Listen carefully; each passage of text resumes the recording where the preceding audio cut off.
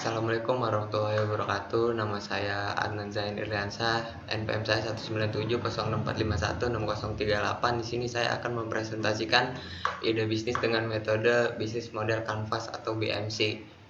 Nah, di sini ide bisnis saya adalah saya ingin membuat kedai kopi karena kopi sendiri disukai banyak orang dan semua kalangan, khususnya dari anak kecil, orang tua hingga remaja.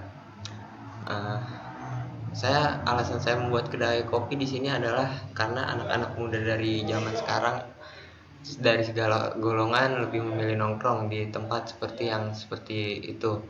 Oleh karena itu saya akan mencoba membuka kedai kopi sendiri di masa depan karena juga hobi saya yang suka ngopi, dan akhirnya saya bawakan hobi saya dalam bisnis ini.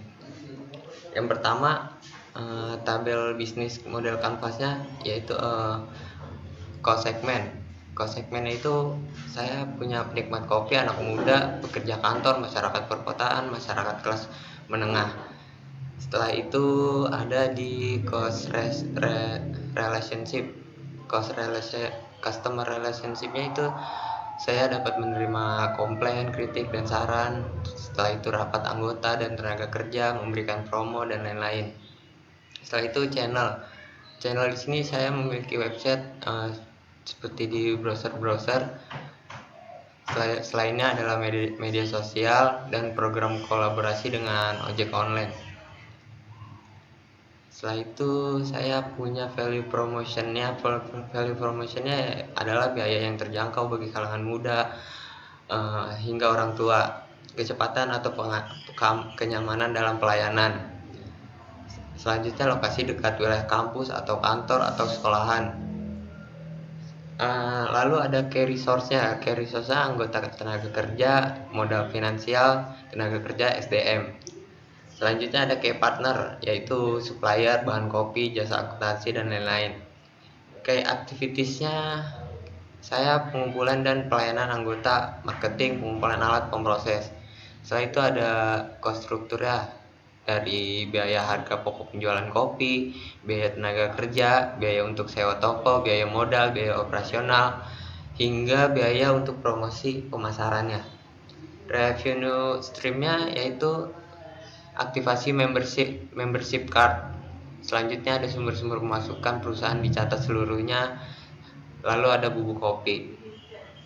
Selanjutnya penjelasan lebih rincinya di customer segment yang langkah pertamanya dari pemetaan bisnis BMC ini adalah mengisi kolom customer. Maksudnya manajer perlu mengidentifikasi kelompok pasar yang menjadi customer perusahaan dan ciri-ciri konsumennya. Contohnya, misalkan kelompok customer adalah kelompok masyarakat penikmat beverage, kelas menengah, penikmat kopi, anak muda, pekerja kantor, dan masyarakat perkotaan.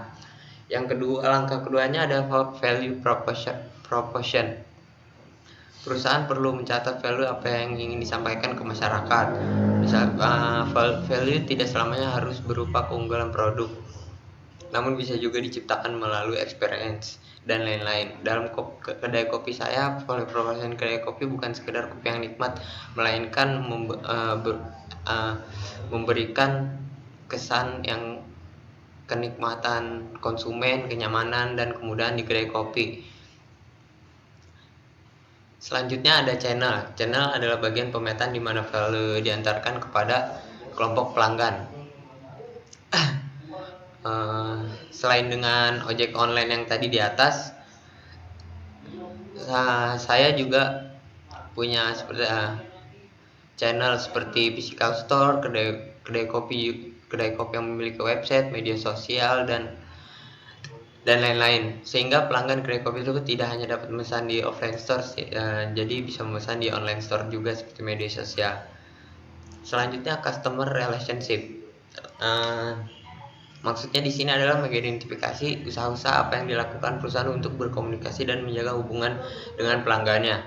Kedai kopi saya melakukan engagement dengan pelanggannya dengan menggunakan membership card dan promosi official line. Selanjutnya adalah revenue stream.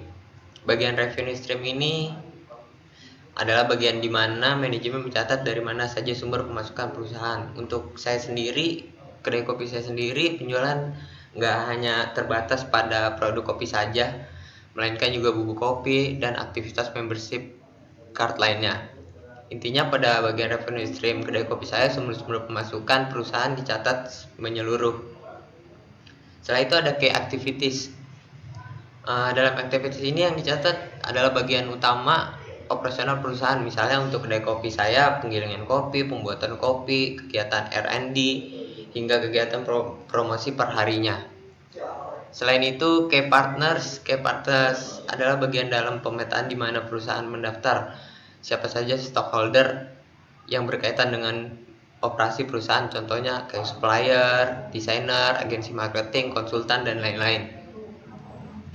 Kedai kopi saya tentu tidak menghandle seluruh aktivitas sendirian, karena kedai kopi saya juga menggandeng seperti supplier, agensi, dan mitra yang mampu memberikan benefit bagi kedai kopi saya sendiri. Selanjutnya adalah key resource. Dalam bagian ini perusahaan mencatat sumber daya apa saja yang diperlukan oleh perusahaan untuk dapat menjelaskan operasi key activities. Dalam catatan key resource, manajemen perlu mengidentifikasi bukan saja kekayaan perusahaan secara fisik, namun juga secara abstrak seperti hak kekayaan intelektual, brand equity, dan lain-lainnya. Contohnya untuk kedai kopi saya sendiri, key resource-nya adalah tenaga kerja SDM-nya, hak intelektual berupa resep menu dan brand, kemampuan modal finansial, dan sebagainya. Dan yang terakhir, cost strukturnya. Pada bagian cost struktur, perusahaan saya mencatat sumber pengeluaran utama kedai kopi. Untuk kedai kopi saya sendiri, misalnya cost strukturnya adalah harga pokok penjualan, dana untuk promosi pemasaran, dan lain-lain. Sekian dari presentasi saya, kurang lebihnya mohon maaf bila ada kesalahan kata yang tidak mengenakan. Wabillahi taufiq wal hidayah. Wassalamualaikum warahmatullahi wabarakatuh.